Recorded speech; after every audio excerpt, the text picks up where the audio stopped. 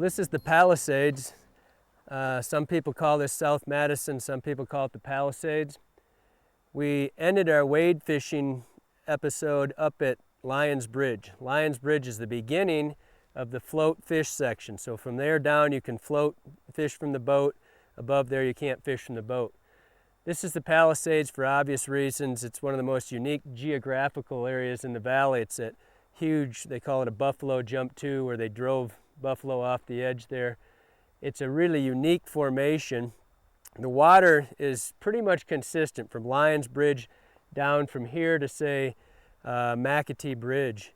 And so you'll see that we floated with Mike Lawson here last summer. As you can see, it's obviously not summer anymore. It's mid-October. It's going to be, we got our first little snow last night, so it's going to be kind of different today, nice and cool. But you'll see the lay of the water here is pretty much the same from the first 7 miles from Lyons down to Palisades. There's one other landing between here and there. It's a really tough little landing. It's called Windy Point. It's tough to get boats in and out of there, not used very often. But the big thing is that the distances. You're going to go in about 7-mile sections here. The river's moving very quickly. It's all pretty much the same as you'll see here. From Lyons Bridge down to McAttee, you've got a little bit of the geography here where you've got some high cliffs and some trees. When we get below there, it's going to open up into the flats, and it's going to be mostly pretty much all sagebrush and flats, and you won't have as much structure as you've got here as far as the geography goes. Yes. Okay. The middle's been fishing good. This is a good, I don't know, I always have trouble getting off these rocks. Oh, got him, nice fish. Nice fish, Mike. He's coming straight at me, I can't get tight on him. Oh, he's a nice. Is he on there? Yeah, he's still on there, I don't know how. You know, he was right where he should have been, Kelly. That was a perfect head up. Yeah, that's a good, boy, it's great seeing these rainbows again, isn't it? Yeah, it is.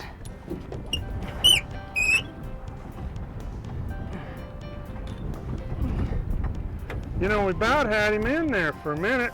I couldn't find the anchor, the net. I was sitting on it. Yeah, he came right to us. Yeah, he really didn't know what was going on. And then he That's a nice bow. kind of, Is he on the hopper or is he on the... well, he came for the hopper, I think. Oh boy, that is a nice fish. Rainbows, there was a few years we just weren't seeing these big rainbows in Look here. at how far he's got that hopper. Oh yeah, in fact we may end up, I think it's in the top of his mouth. well, checking, I think it's right there. It's in the corner, you're right. He's not hooked in a bad spot. The whirling disease did take kind of a toll on him. That's beauty, isn't it? As nice as it's gonna get, Isn't that don't you nice? think? I think that puts me back on the oars too. You're not breaking my heart with that. Come on. Nice fish. Good job! Nice fish. Right on shore.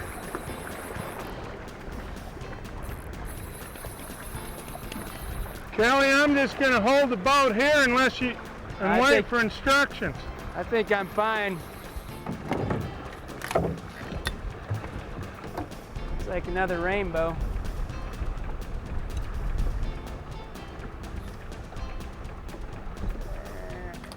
No, it's a brown trout. Oh, get in there. That was pretty fancy. Nice. That's good, because I ran one out just when I walked into the bank. Nice brown. I like these rubber nets. Now he hit the upper fly, didn't he? Good. Yeah, I took the bottom fly right off because it was too much problem in this wind. That's nice. Nice little brownie. We were fishing upstream from here. We fished from Lyons Bridge to here. As you can see, it was a little warmer than it is today. We shot that this summer, and we were fishing terrestrials, ants, hoppers, and we just had a great day that day. It was really fun. About 50 degrees warmer than it is today. But that's the water you saw is typical of the water that you're going to see from Lyons all the way to McAttee. You know, scattered boulders, 1 to 3 foot deep, lots of fast little chutes, lots of great pocket water to throw dry flies up on the edges. and really pretty easy drifting when you get right down to it. All you have to navigate are a few of the rocks that are scattered throughout. Once you get past that, it's a pretty fun drift and it's pretty easy. It's not real technical water, but it's great fishing water.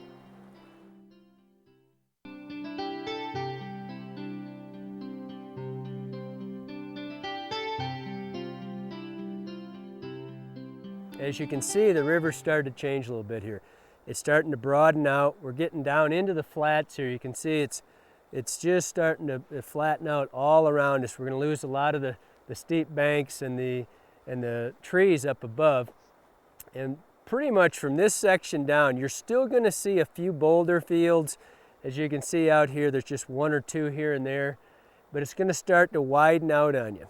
Biggest concern down here is really the shallowness of the water as much as it is the rocks and things like that. Above, where it was a little more condensed, a little deeper, here it's starting to broaden out, get a little shallower. And what you're going to see is less boulders, so less distinct pockets, you know, right behind the rocks. But what you're going to see is you have to concern yourself more with the ledges and the shelves here, where the river has a unique structure pretty much from here all the way down to Varney Bridge. And that it starts out shallow on the edge, it drops into a little trough, comes up, makes a hump in the middle of the river, and does it again on the sides. So you fish the troughs on both sides of the river. And of course, there's, you know, the intermittent boulders out there too. You want to fish all those. But what you see here is what you're going to see pretty much from Palisades all the way down to Varney Bridge. Broadens out into the flats. Just, you know, sagebrush and grass as far as you can see. No shade here. You know, that's a big thing. It's just pretty intense. The sun here, not today. It's clouded up and it's turned into winter on us here. And for the most part, it's, you know, really bright down here.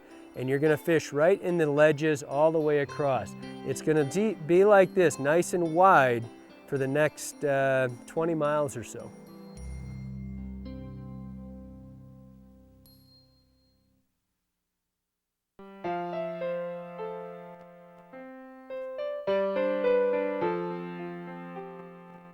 Well, that's McAttee Bridge right there. You access McAttee Bridge off of 287, which parallels the river here. We've worked our way down now. We started in the float section. We started from Lions Bridge. We went to Palisades. Just above here, 3 miles, is Ruby. And this is McAttee Bridge. That's where you access to Ruby on the west side of the river. As you can see, the river's broadened out here. Shallows up a little bit. Certain sections, like right here below McAtee, still pretty deep, 2-3 feet deep in most places, kind of pushy. Great edge water, you know, the edges all the way down here. It's pretty much, as you can see, just it has flattened out in the flats here. It's going to be like this all the way down to Varney Bridge, and that's where it's going to braid up below there and change a little bit. Below here, just about 2-3 miles, is another put-in called Story Ditch. It's hard to find. It's not one of this bigger state accesses like this. It doesn't have an improved access or anything like that. This is one of the longer floats. It's almost 10 miles from here down to Varney. But it pretty much, what you see right here is how it's going to be all the way down there, all the way to Varney Bridge. So sunscreen, sun hats, there's nothing to hide behind here. It's all wide open. Gets a little windy down here, you know, you got to be prepared for that. So it's pretty much all float from here. There's very little public land. I would say none for all practical purposes, because there's no way to tell where you are and aren't. So be prepared to go from McAtee to Varney, and you pretty much will fish from the boat because it's a pretty long stretch. It's an all-day float from here to Varney Bridge.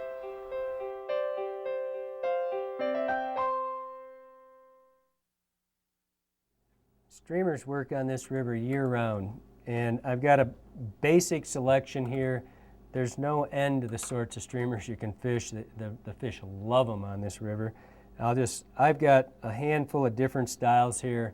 I don't have a particular favorite here. I don't have a particular favorite color.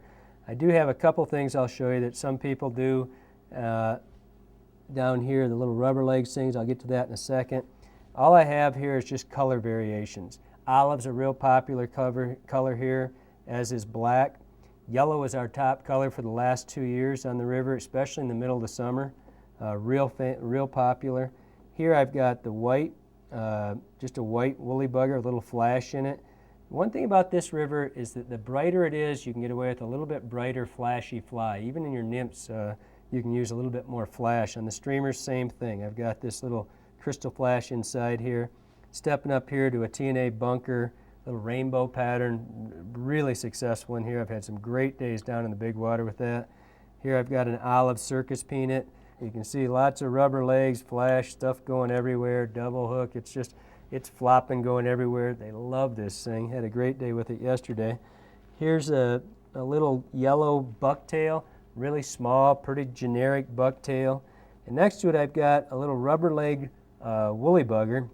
I want to mention something about that is that on this river a lot of people like to dead drift their nymphs, dead drift their streamers, high stick and streamers. And what I've found with high stick and the streamers, and a little bit of rubber leg helps it. I think they're eating it for a stonefly is what they're eating it for, but it's real popular. But again, any streamer you've got, bring with you. It's some time of the day they're going to come on them. It's a great way to fish here in the